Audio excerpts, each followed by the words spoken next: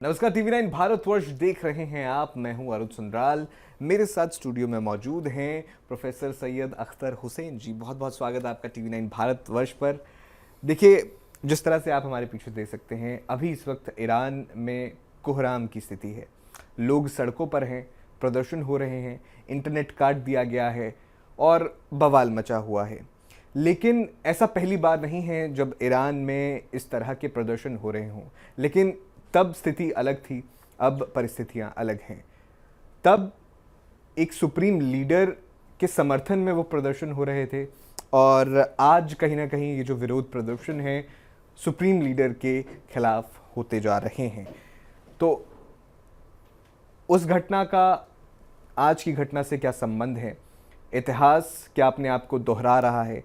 इन्हीं सारे सवालों के साथ हम प्रोफेसर सैयद अख्तर हुसैन जी से बात करेंगे, जो कि हिस्टोरियन हैं, जाने माने हिस्टोरियन हैं। और शुरुआत करते हैं जी, शुरू करें, क्योंकि इतिहास के पन्ने खंगालने बहुत ज़रूरी हैं अभी जो मौजूदा ईरान की स्थिति है। लेकिन आगे जाने से पहले आपसे एक ब्रीफ हिस्ट्री ईरान की चाहूँगा कि क्या कैसा था ईरान।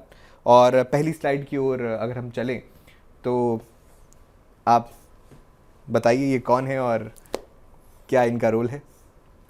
सुनी हिकायत हस्ती तो दरमियाँ से सुनी, न इब्तिदा की खबर है न इंतहा मालूम। हम ईरान के बारे में इस वक्त जो चर्चा करने के लिए मौजूद हैं, सच्चाई में ईरान हर साल हर लम्हा एक नया रूप पेश करता है। आज से कई साल पहले जिसको हम 1979 कहते हैं, ये बहुत ही अहम साल है। इस साल इनकलाब आया। वो ऐसा इनकलाब था कि जिसके बारे में किसी ने ख्याल तक ना किया था कि ऐसा इनकलाब ईरान में आएगा। और इस इनकलाब के पीछे एक ही फैक्टर बहुत ज़ोर और शोर से काम कर रहा था। वो फैक्टर था बदलाव, चेंज। किन मानों में और किस तरह का चेंज, ईरान के लोगों को ख़ुद भी नहीं मालूम था कि हम किस तरह का चेंज चाहते हैं और किस लिए चेंज चाहते हैं। हुकूमतें आती हैं, हुकूमतें चले जाती हैं, लेकिन हुकूमत अपना नक्श छोड़ के जाती है। ये पहलवी हुकूमत है जिसका ख़ात्मा हो रहा है 1979 में। इससे पहले भी एक हुकूमत थी जिसका नाम था काचार हुकूमत। ये काचार हुकूमत, इनका भी बहुत बड़ा रोल है ईरान की तारीख़ को बनाने में। इन्होंने इनके ख़ात्मे पे ईरान को क्या मिला था और ईरान के लोग काचार हुकूमत से क्या चाहते थे। ईरान के लोग एक अदालत सिर्फ चाहते थे, क्योंकि उस मुल्क में इंसाफ के लिए कोई इंसाफ का दरवाज़ा नहीं था, इंसाफ की कोई इमारत नहीं थी। तो उन्होंने कहा हमें अदालत खाना चाहिए, एक कोर्ट ऑफ जस्टिस चाहिए। उस कोर्ट ऑफ जस्टिस के मांग से लोगों ने सिर्फ कोर्ट ऑफ जस्टिस की मांग की थी, लेकिन उनको सिर्फ कोर्ट ऑफ जस्टिस की मांग नहीं मिली, बल्कि एक कॉन्स्टिट्यूशन मिल गया। ये कॉन्स्टिट्यूशन जिसमें उनके अधिकार, उनके हुकूक, उनकी ड्यूटी सब कुछ दर्ज किए गए, और इस तारीख़ी दौर का नाम रखा गया कॉन्स्टिट्यूशनल पीरियड। इस कॉन्स्टिट्यूशनल पीरियड की वजह से ईरान के अंदर बहुत तब्दीली आ गई। ईरान के लोगों के अंदर एक तरह का अवेयरनेस, कॉन्शियसनेस आ गया। ईरान यूरोप के बहुत करीब चला गया। ईरान के लोगों का यूरोप के साथ बहुत ज़्यादा गहरा संबंध हुआ, और उन लोगों ने रशिया और इंग्लैंड और अमेरिका, इन सब मुल्कों में सफ़र करना शुरू किए। और सफ़र करने के बाद नए नए विचारों के साथ, नए नए ख़यालात के साथ, नए नए तजुर्बों के साथ अपने मुल्क में आ करके अपने मुल्क को उन्होंने बनाया। लेकिन इसके बाद जो हुकूमत आती है, जिसको हम कहते हैं पहलवी हुकूमत, ये पहलवी हुकूमत ये पहलवी हुकूमत जिसके बानी इनके बाप थे रज़ा शाह कबीर, और उसके बाद फिर मोहम्मद रज़ा शाह बादशाह बने, जिनकी हुकूमत 1979 में ख़त्म हो गई। अब ये दौर जो था पहलवी दौर, इसमें बहुत सारी अच्छाइयाँ भी थी और बहुत सारी बुराइयाँ भी थी। लोग, ईरान के लोग एक दूसरे किस्म के लोग हैं। ये ईरान के लोग एक तहज़ीब के गहवारे में जन्म लेते हैं। इनके यहाँ शायरी है, इनके यहाँ फाइन आर्ट्स है, इनके यहाँ नॉलेज है, इनके यहाँ पढ़ने लिखने की सलाहियत है, लोग ख़ुद बहुत मेहमान नवाज हैं। ये तहज़ीब जो ईरान की तहज़ीब है, हर दौर में परवान चढ़ी है। ये नहीं है कि पहलवी दौर में ईरान की तहज़ीब नहीं थी, या उससे पहले काचार दौर में ईरान की तहज़ीब नहीं थी, या आज के दौर में इस्लामिक रेवोल्यूशन के बाद ईरान की तहज़ीब नहीं है। हमेशा से ये लोग तहज़ीब और तमद्दुन के बोलबाला इनके यहाँ है, और ये शायदा हैं तहज़ीब व तमद्दुन के, ये मर मिटते हैं तहज़ीब व तमद्दुन के लिए। बहरहाल इस हुकूमत की जो सबसे बड़ी खामी थी वो ये खामी थी कि सियासी हक या सियासी अधिकार लोगों को नहीं देने के लिए तैयार थी। इन्हें ख़तरा था सोवियत यूएसएसआर से कि कहीं कम्युनिज़्म का गलबा इस मुल्क में ना हो। इस डर से इस हुकूमत ने एक ऑर्गेनाइजेशन बनाया जिसका नाम रखा गया सावाक, और ये एक इंटेलिजेंस ऑर्गेनाइजेशन लोगों के सियासी सरगर्मी के ऊपर भरपूर नज़र रखती थी और उनको बुरी तरह उनके साथ पेश आती थी। इससे लोगों का दिल बदजन, इस हुकूमत से बदजन हो गया और लोग इनके ख़िलाफ़ आ गए। ये आने के बाद फिर यहाँ से इस्लामिक रेवोल्यूशन ऑफ ईरान शुरू होता है।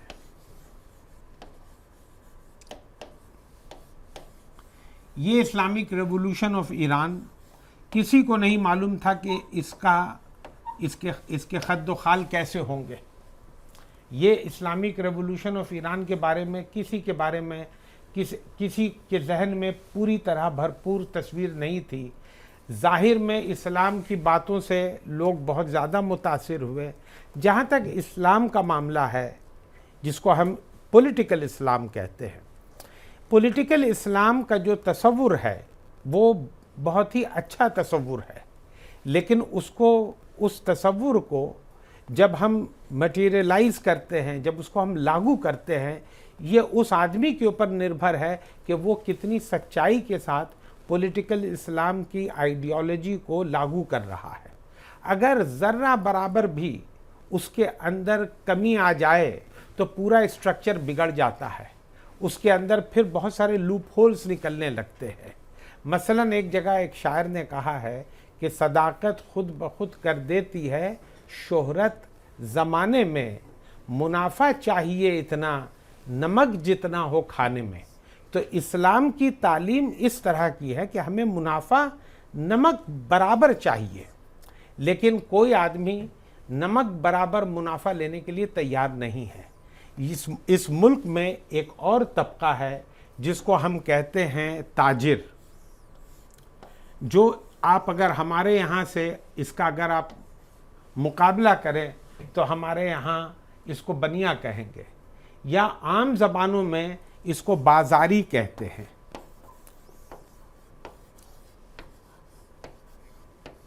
ये बाज़ार का लफ्ज़ खुद फ़ारसी का लफ्ज़ है, तुर्की का लफ्ज़ है, जो हमारे हिंदुस्तान में ना जाने हज़ारों साल से इस्तेमाल हो रहा है, और जो इस बाज़ार में बैठ के कारोबार कर रहे हैं उसको हम बाज़ारी कहते हैं। ये बाज़ारी बहुत अहम रोल अदा करता है ईरान के माशरे में, ईरान के समाज में। जितने बड़े बड़े आप हर जिस शहर में जाइएगा, ईरान के जिस शहर में, चाहे वो तेहरान हो, शिराज हो, मशहद हो, यज़्द हो, कुम हो, जहाँ जाएं, छोटा से छोटा शहर हो, बड़ा से बड़ा शहर हो, वहाँ एक बाज़ार आपको मिलेगा। ये बाज़ार इतना खूबसूरत होता है कि ये तहज़ीब का एक हिस्सा है, उनकी तहज़ीब का हिस्सा है, जहाँ आपको पिस्ता, बादाम, अखरोट, ड्राई फ्रूट्स, कपड़ा, हर रोज़ के इस्तेमाल करने का सामान वहाँ आपको मिलेगा। तो वहाँ ये कारोबार करने वाले लोग ये नमक बराबर मुनाफा कहाँ से लेंगे? इनको तो मुनाफा जितना चाहिए शायद हम और आप हमारे तसव्वुर से बाहर है। हर जगह के व्यापारी का यही रवैया है। हमारे यहाँ भी अडानी अंबानी जितने भी हैं सब चाहते हैं कि ज़्यादा से ज़्यादा मुनाफा कमाएं, इनका भी वही इरादा है। लेकिन इस्लामिक रेवोल्यूशन ऑफ ईरान के आ जाने के बाद बाज़ार का हाल बद से बदतर होता गया।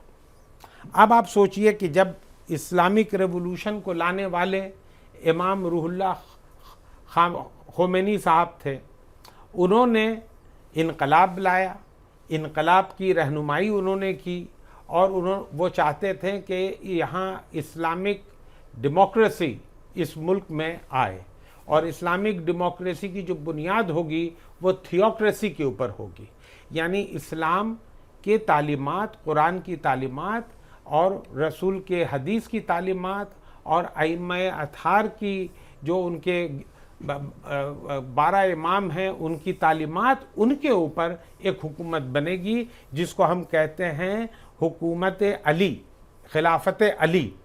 ये खिलाफत अली अपनी जगह एक बहुत यूटोपियन कॉन्सेप्ट है, लेकिन उस यूटोपिया को सच्चाई में, हकीकत में, अमली तौर पे प्रैग्मेटिकली लाने वाला कौन आदमी होगा? ये सबसे बड़ा सवाल है। यही $64 क्वेश्चन है कि कौन ला सकता है?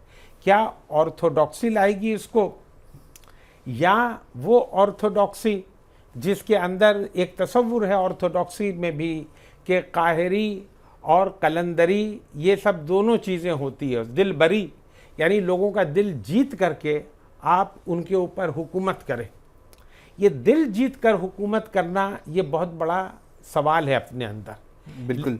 प्रोफेसर सैयद, आपसे आपने शुरुआत इस डायनेस्टी से की, कहाँ से इसकी शुरुआत हुई, लेकिन मैं नेक्स्ट स्लाइड पर जाना चाहूँगा। आपने कहा कि लोग जो हैं उनके लिए किस तरह का ये रूल था, वो मैं समझना चाहूँगा, हमारे दर्शक समझना चाहेंगे।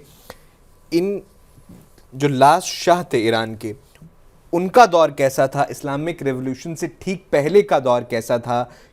आपने वजहें गिनाई अपने शुरुआती संबोधन में, लेकिन एक बार फिर से उसी डिटेल में आपसे चाहूँगा। मैं इस दौर के बारे में सिर्फ 2 बात करना चाहूँगा।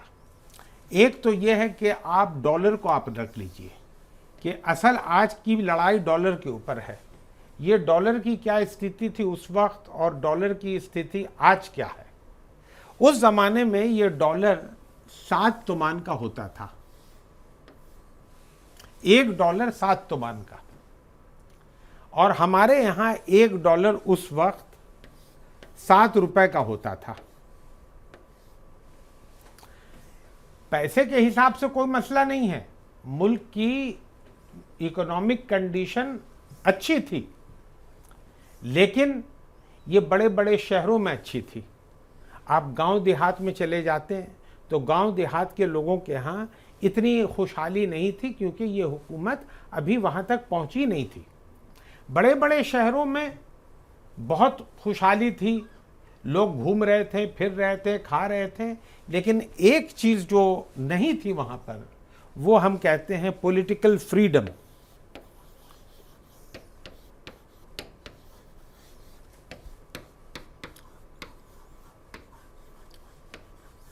ये पॉलिटिकल फ्रीडम ख़ास करके यूएसएसआर के तई कि कम्युनिज्म ना आ जाए इस मुल्क में। बादशाह को हमेशा खदशा इस चीज़ का रहता था कि कहीं तूदे पार्टी, वहाँ एक पार्टी थी जिसको हम कहते थे, जो हमारे यहाँ कम्युनिस्ट पार्टी है, वो तूदे पार्टी, ये पार्टी कहीं हुकूमत छीन ना ले हमसे। तो जो भी तूदे पार्टी या कम्युनिस्ट पार्टी, उन्हें मजहबी लोगों से कोई ख़तरा नहीं था। वो बादशाह ने कभी समझा नहीं था कि यही मजहबी लोग हमारी हुकूमत को ख़त्म करेंगे, और इन मजहबी लोगों के अंदर इतना शऊर होगा कि ये पॉलिटिकल लाइफ में एंटर करेंगे। वो हमेशा उनका फोकस था तूदे पार्टी के ऊपर कि हमारे मुल्क में पॉलिटिकल पार्टी, ख़ास करके ये तूदे पार्टी, इसको ज़रा कंट्रोल में किया जाए या ख़त्म कर दिया जाए या एलिमिनेट कर दिया जाए। तो उसने एक एजेंसी बनाई जिसका नाम था सावाक, और ये सावाक एजेंसी का काम था कि कोई भी आदमी खुले विचार का हो, जिसका सियासी तौर पे या राजनीति तौर पे वो एक तब्दीली चाहता हो, उसके लिए ये हुकूमत तैयार नहीं थी। गालिबन यही बहुत बड़ी गलती इस हुकूमत की थी, जिसकी वजह से लोग इनसे नाराज़ थे और ये हुकूमत का ख़ात्मा हुआ। और इसके ख़ात्मे के साथ एक दूसरी पार्टी आती है जिसको हम कहते हैं इस्लामिक रेवोल्यूशन ऑफ ईरान। वो इनकलाब आता है और उसको ये बड़ी मज़े की बात है कि मौलाना जलालुद्दीन रूमी ने एक बात कही थी जिसमें उसने कहा, हर कसी जन्न खुद शुद यार मन अज दरून मन न जो तसरार मन। हर आदमी अपने भेदभाव के साथ मेरा दोस्त बन गया और मैं क्या चाहता हूँ उसको जानने की किसी को ज़रूरत पेश नहीं आई। तो हर आदमी Islamic revolution of Iran join तो आदमी लोगों ने किया, लेकिन इस्लामिक रेवोल्यूशन ऑफ ईरान के अंदर जो वो खिलाफत अली की, जो विलायत अली की जो बात थी, उसको उन लोगों ने वो नहीं समझ पाए कि वो विलायत अली कैसी विलायत अली होगी। उसके पैरामीटर्स ना बताए गए थे किसी को, ना समझाए गए थे और ना वो समझ पाए थे। उनको एक धुंधला सा एम्बिवेलेंट स्ट्रक्चर दिखा दिया गया था और उसमें वो लोग जा कर के फंस गए। लेकिन अगर उस विलायत अली की हुकूमत अगर सही मानों में ईरान में आ गई होती तो मैं समझता हूं कि आज की स्थिति कुछ और होती। बिल्कुल प्रोफेसर साहब, आपसे ये भी समझना चाहूँगा, आगे इस्लामिक रेवोल्यूशन पर हम चलेंगे, लेकिन ये कहते हैं कि जो इनके दौर का ईरान था वो महिलाओं के लिए आज़ादी वाला ज़्यादा था। इसमें कितनी सच्चाई आप इसमें कोई शक नहीं है, महिलाओं के लिए ये दौर बहुत अच्छा था। इस लिहाज से अच्छा था कि उन्हें भरपूर आज़ादी दी गई थी, पढ़ाई लिखाई में आज़ादी थी, आज भी आज़ादी है। ये नहीं कि आज के ईरान में महिलाओं के लिए आज़ादी नहीं है।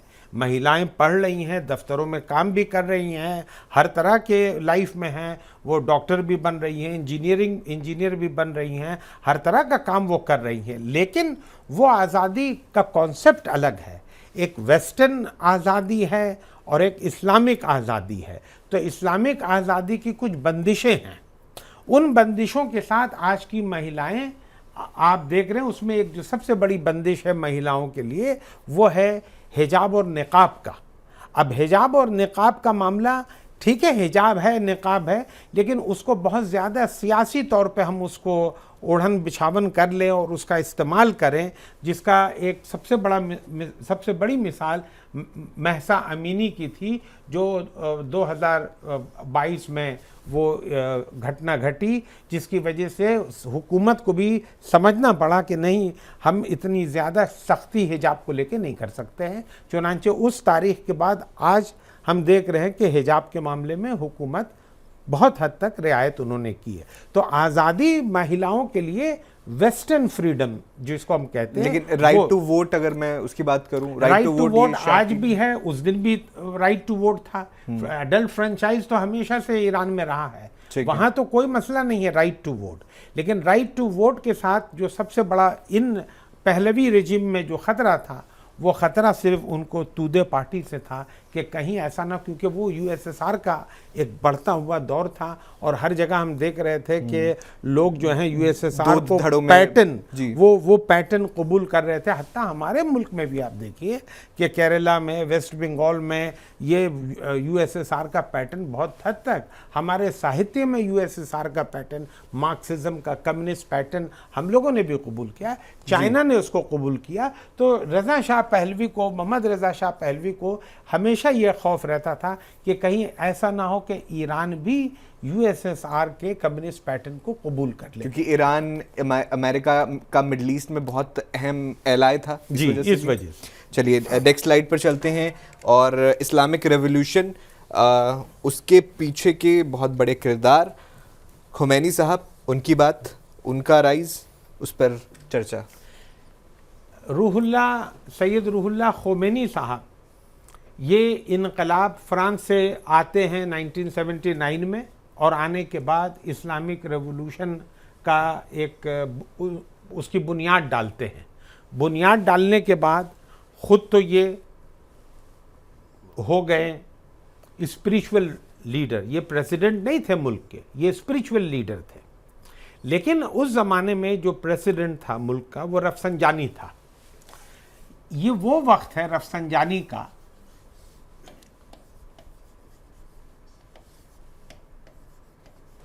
रफसंजानी बहैसियत शख्स के बहुत ही खुले विचार वाला आदमी था, रिफॉर्मिस्ट था। वो मुल्क की भलाई चाहता था और मुल्क को बहुत तरक्की देना चाहता था।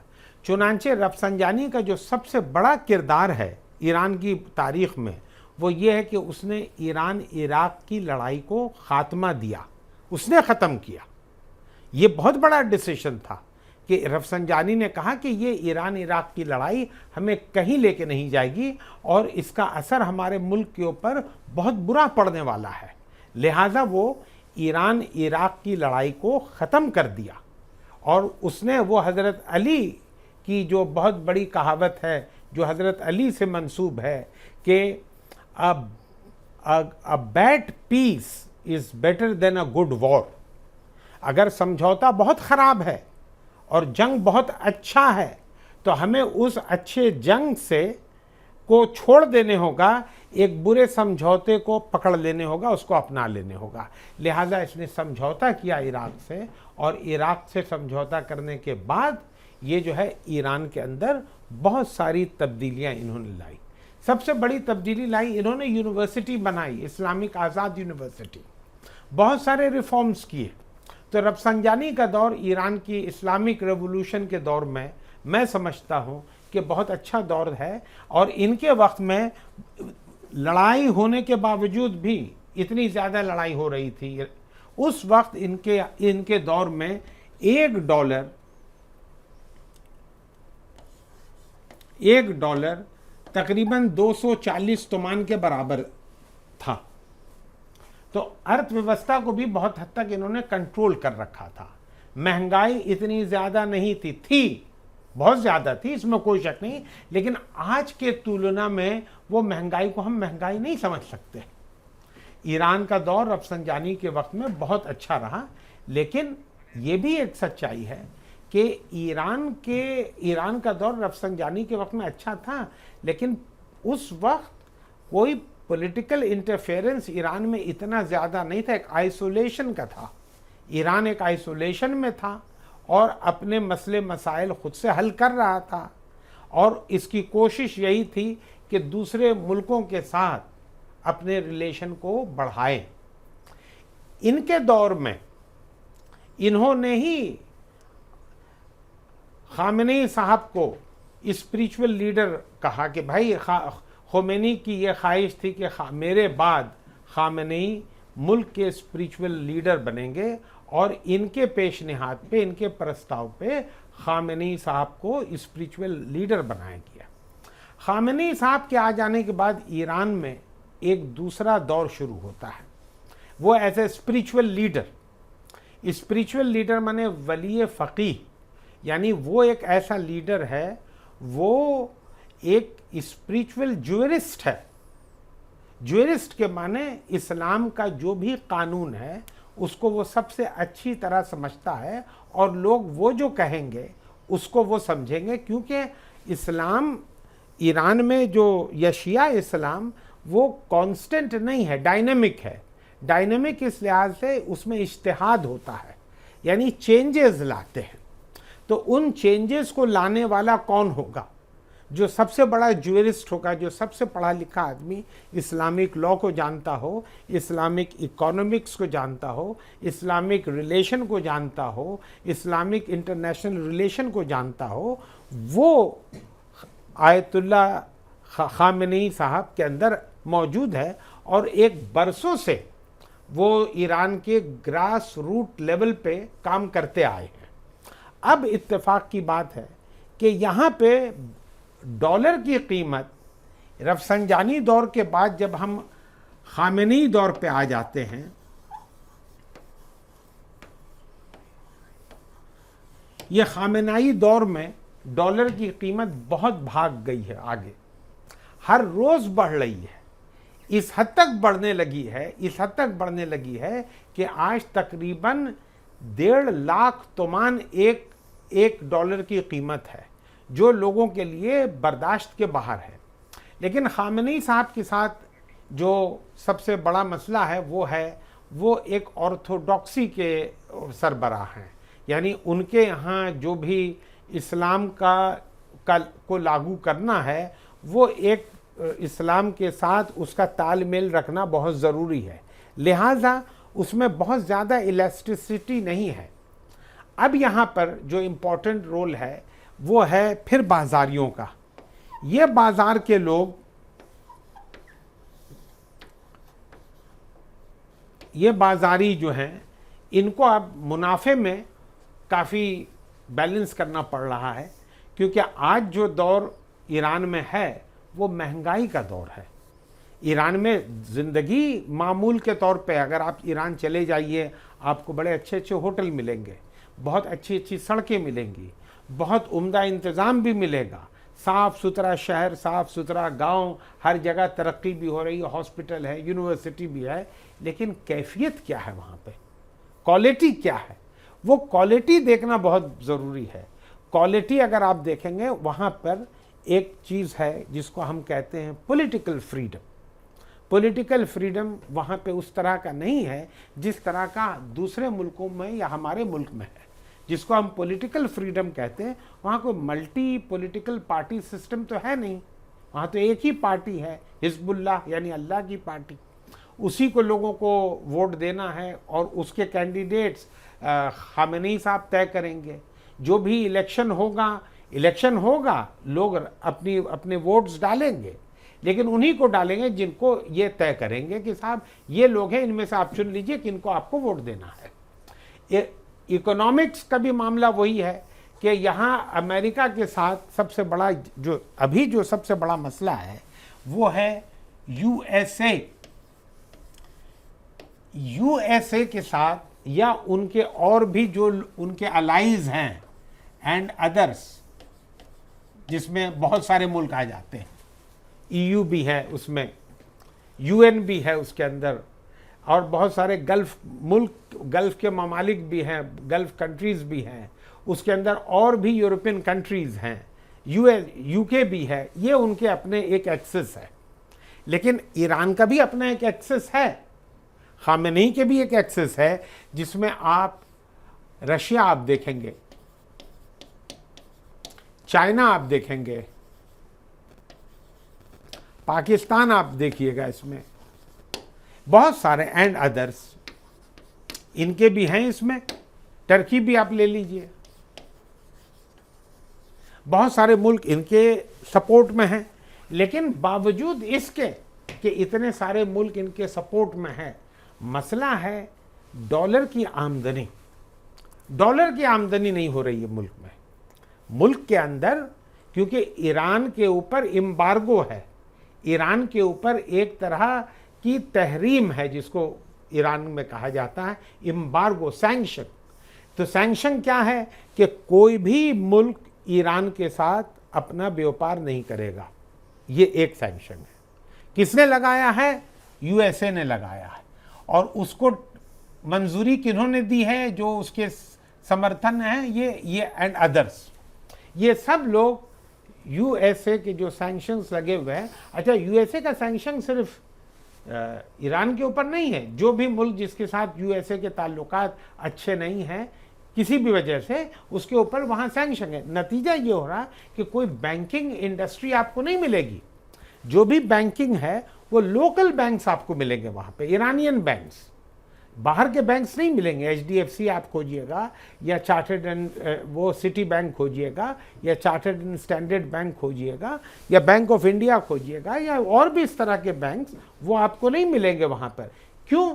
क्योंकि सैंक्शन है, किसी तरह का ट्रांजैक्शन ईरान के साथ नहीं हो सकता। लिहाजा डॉलर की आमदनी बहुत कम हो रही है। लेकिन डॉलर खरीदना तो लोगों को है, लोग भी डॉलर खरीदेंगे, बाहर जाना है, उनको अपने बच्चों को पढ़ाने के लिए बाहर भेजना है, कुछ व्यापार करने के लिए भी उनको चाहिए डॉलर। तो एक तरह से डॉलर की खरीद हो रही है, लेकिन बहुत बड़ी कीमत अदा करके। बिल्कुल प्रोफेसर साहब, आपसे ये भी समझना चाहूँगा, आपने मौजूदा परिस्थितियों को भी बताया कि क्या अभी दिक्कतें हैं और लोग क्यों जो है प्रदर्शन कर रहे हैं। लेकिन अगर नेक्स्ट स्लाइड पे चले, ये खुमैनी साहब का उन्होंने प्रोफेसर साहब ने जिक्र किया, ये प्रदर्शन जब शाह रजीम के खिलाफ, पहलवी रजीम के खिलाफ प्रदर्शन हो रहे थे, ये वहाँ की तस्वीरें हैं। नेक्स्ट स्लाइड पे मैं जाना चाहूँगा। खुमैनी साहब देश से चले गए थे बाहर, या निकलवा दिया गया था उन्हें, उसके बाद फ्रांस में रहे और उसके बाद वापसी हुई उनकी। एक बार फिर से मैं इस्लामिक रेवोल्यूशन पर वापस आना चाहूँगा।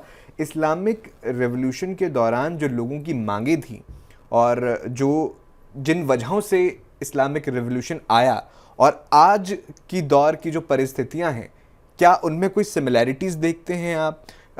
कुछ डिफरेंसेस देखते हैं? इस्लामिक रेवोल्यूशन के वक्त जो मांगे थी और आज की जो आज के हालात हैं, उनमें कोई बज़ाहिर सिमिलैरिटी नहीं है, क्योंकि अभी जो इस वक्त है उनके लिए सबसे बड़ा मसला है वो इकोनॉमिक है।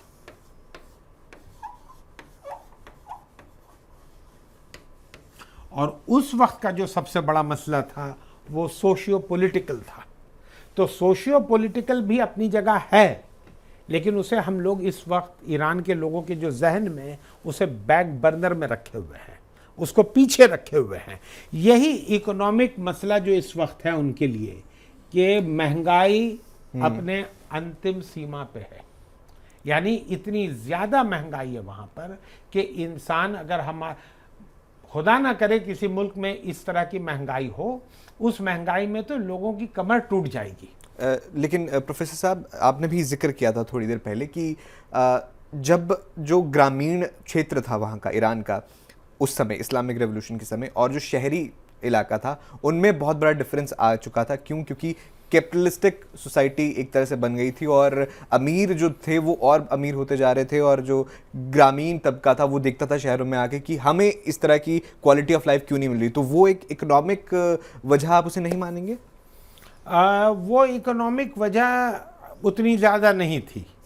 वहाँ पे ग्रामीण तबका जो था, ग्रामीण तबके को भी वो एक तरह का वो वाइट रेवोल्यूशन ले आए थे। उस वाइट रेवोल्यूशन के तहत ग्रामीण तबके में स्कूल बन रहे थे, कॉलेजेस बन रहे थे, वो भी हो रहा था। लेकिन जो उस वक्त की जो सबसे बड़ी जो चुनौती थी वो थी इंटेलेक्चुअल चुनौती। आप देखते होंगे कि ज़्यादातर उस विरोध में जिन लोगों ने बहुत ज़्यादा बढ़ चढ़ के हिस्सा लिया वो इंटेलेक्चुअल्स थे। इंटेलेक्चुअल्स चेंज चाहते थे। उसमें बड़े बड़े राइटर थे, जो बड़े बड़े राइटर बाद में उसको लोग चर्चा में ले आए हैं, जैसे जलाल अल-अहमद हुआ, डॉक्टर अली शरीयती हुए। ये लोग ऐसे थे जो इन सब चीज़ों को लेकर के बहुत ज़्यादा चिंतक थे वो, कि भाई हमारे यहाँ सोशियो पॉलिटिकल फ्रीडम इतना, यानी जिस हद तक होना चाहिए या जैसा होना चाहिए वो नहीं है। लेकिन आज का जो दौर है इसमें ज़्यादातर जो मसला है वो है इकोनॉमिक, और सोशल पॉलिटिकल भी है, लेकिन सोशल पॉलिटिकल बाद में आता है, पहले इस वक्त इकोनॉमिक मसला है यहाँ पे। जी प्रोफेसर साहब, ये भी समझना चाहूँगा, आपने जिक्र किया कि जब यहाँ पर मौजूदा जो स्थिति है, एक चीज़ और मैं बीच में चाहूँगा कि वो इंटरनल सिक्योरिटी का जो मामला है, इंटरनल सिक्योरिटी शाह के वक्त में, पहलवी हुकूमत में इस कदर मजबूत नहीं थी जितनी मौजूदा हुकूमत के वक्त में है, कि इंटरनल सिक्योरिटी इस वक्त बहुत ज़्यादा मजबूत है। अच्छा, ये एक अहम पॉइंट है यहाँ पर समझने के लिए। लेकिन आपसे ये जानना चाह रहा हूँ कि खुमैनी साहब का जब दौर आया, इस्लामिक रेवोल्यूशन हो गया, उसके बाद हमने ईरान में जो रजीम शिफ्ट हुआ, वो आपने उनका प्रधानमंत्री के दौर की बात की, लेकिन वहाँ पर एंटी अमेरिका जो एक रजीम था, वो एंटी अमेरिका कह सकते हैं, एंटी यूएस कह सकते हैं, एंटी वेस्ट कह सकते हैं।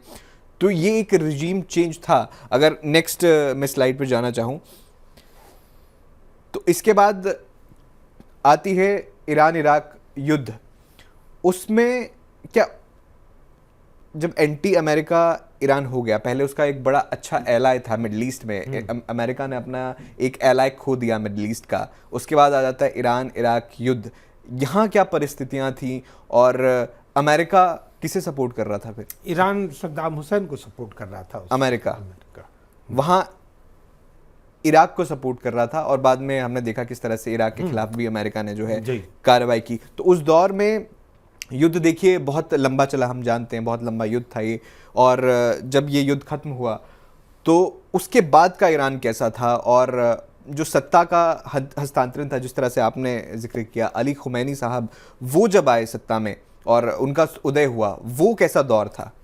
वो दौर एक दूसरे किस्म का दौर था। वो दौर ऐसा रहा कि उसके अंदर वो पूरी हुकूमत रीबिल्डिंग की तरफ चले गई। उसको हम कहते हैं निहाद बादशाही, यानी रिकंस्ट्रक्शन ऑफ ईरान।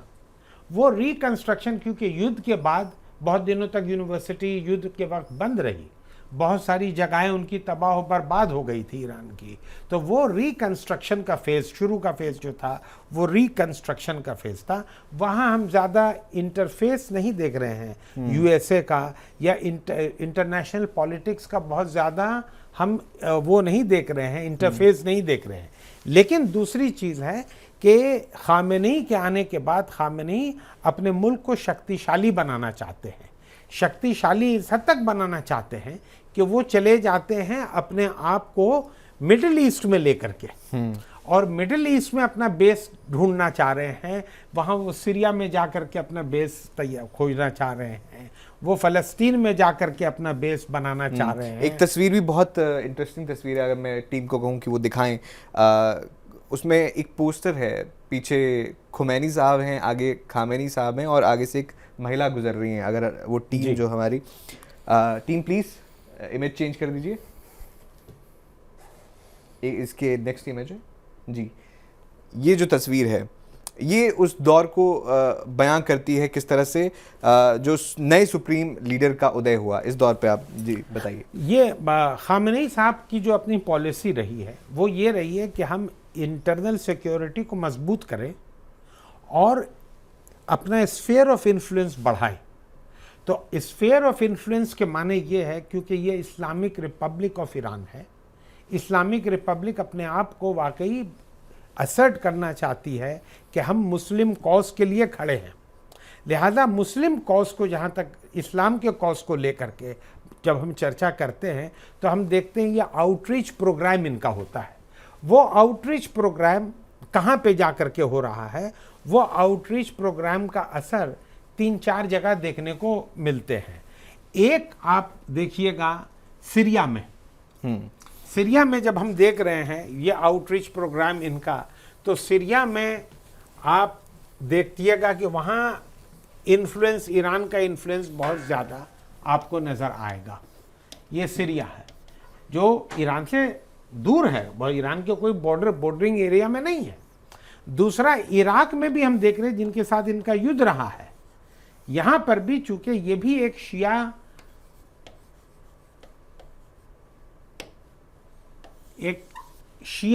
जोन है, ये भी एक शिया जोन है।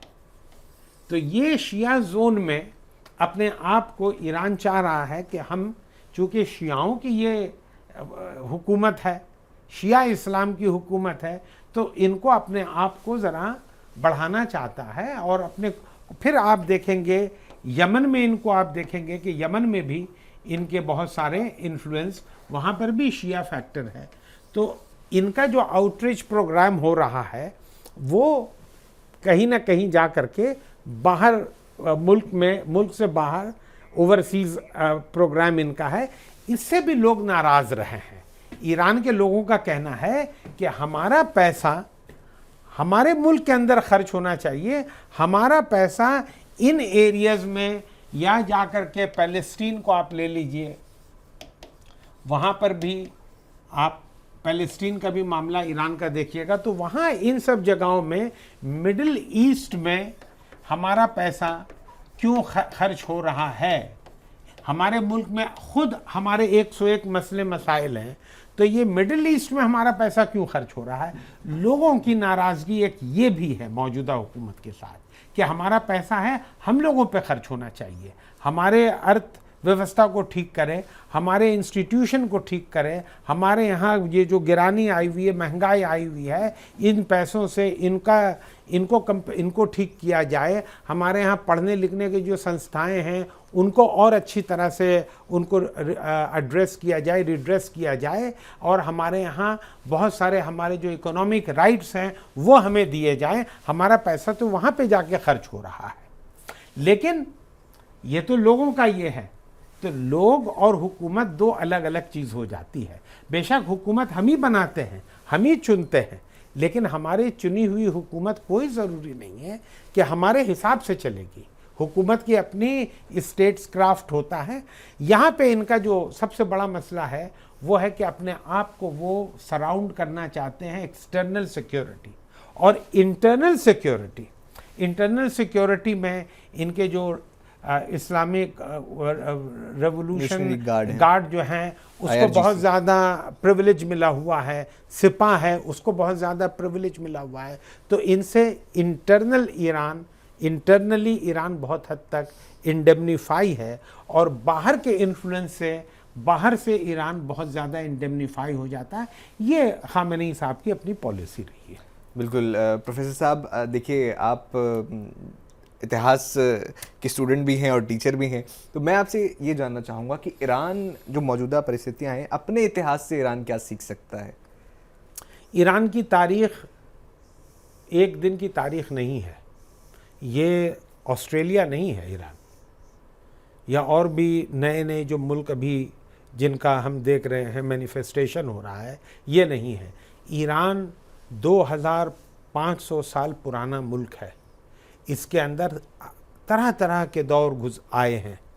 एक वो दौर था ज़रतुश्ती ईरान, उसके बाद फिर इस्लामिक ईरान आया, उस इस्लामिक ईरान में अरब आए, उसके बाद फिर हम देख रहे हैं तुर्कों का आना हुआ, तुर्कों के बाद हम देख रहे हैं उसके बाद फिर आप देखिएगा वहाँ पर मंगोल्स आए। मंगोल्स ने कितनी बर्बादी की जी। तो ईरान के लोगों के अंदर इतनी सलाहियत है कि वो स्फिंक्स की तरह हैं कि वो अगर खाक भी हो जाएंगे, अपनी खाक से फिर वो एक नई आबो ताब के साथ जन्म लेते हैं। बड़े वाइब्रेंट लोग हैं, इंटेलेक्चुअल लोग हैं, और ज़हनी तौर पे बहुत स्ट्रॉन्ग हैं। उनकी तहज़ीब है, उनकी शायरी है, उनकी ज़बान है। ख़ुद उनकी ज़बान आज 1000 साल पुरानी ज़बान है, और वो ज़बान जो 1000 साल पहले बोली जा रही थी वो आज भी वही ज़बान बोली जा रही है। किसी मुल्क में ये चीज़ आप नहीं देखेंगे। अंग्रेज़ी ज़बान जो आज हम बोल रहे हैं 1000 साल पहले वाली ज़बान आज नहीं बोली जाती है, लेकिन इस मुल्क की तहज़ीब जहाँ हाफिज़ जैसे शायर पैदा हुए हैं, फिरदौसी जैसे शायर पैदा हुए हैं, इनकी आवाज़ आज भी गूंज रही है। और मैं समझता हूँ कि जब तक इस तरह की तहज़ीब की आवाज़ ईरान में गूंजती रहेगी, ना ईरान को बाहर से कोई ख़त्म कर सकता है और ना अंदर से ख़त्म कर सकता है। बहुत बहुत शुक्रिया। बिल्कुल, आपको अभी जाने नहीं दूंगा। एक सवाल, मेरा आखिरी का सवाल है। देखिए, हम जब पहलवी डायनेस्टी की बात करते हैं, उनके रिजीम की बात करते हैं, एक नाम इस मौजूदा दौर में फिर से उभर कर आता है, क्राउन प्रिंस रेज़ा पहलवी। अगर टीम से कहूँ स्लाइड आगे दिखाएं तो उनका रोल आप, क्योंकि हिस्ट्री इन मेकिंग है, तो आप इनका रोल ईरान में क्या देखते हैं? क्या कोई रोल निभा पाएंगे? हम लोग एक आम ज़बान में कहते हैं कि ख्वाब अस्त तो ख़याल अस्त तो मुहाल अस्त। ये ख्वाब है, ये ख़याल है, और ये एक मुहाल है, यानी मुमकिन नहीं है। किसी आदमी को अपने आप को लीडर बनने के लिए उसको सरज़मीन पे आने होगा और अपना रोल अदा करने होगा, तब जा कर के वो लीडर बन सकता है। Handsome is what handsome does, बोलने से नहीं होगा। आप 7 समुंदर पार बैठ करके वहाँ से आवाज़ लगाएंगे तो उस आवाज़ लगाने से नहीं होगा। लोग आ करके अपने आप को लीडर जब बनाना चाहते हैं तो वो अपनी सरज़मीन पे आ करके अपना भूमिका निभाएं। चलिए, बहुत बहुत धन्यवाद प्रोफेसर साहब, आपने हमारे व्यूअर्स को अच्छे से इतिहास समझाया ईरान का और मौजूदा जो चीज़ें हो रही हैं उसके बारे में भी डिटेल आसान भाषा में उन्हें समझाने की कोशिश की। आपके वक्त के लिए बहुत बहुत धन्यवाद। बाकी आपको ये आज का वीडियो कैसा लगा हमें कमेंट बॉक्स में ज़रूर बताइएगा। आपके विचार क्या हैं, आपका कोई और सुझाव हो, कोई सवाल हो, कमेंट बॉक्स में बताइएगा। बाकी खबरों के लिए आप देखते रहिए TV9 भारतवर्ष।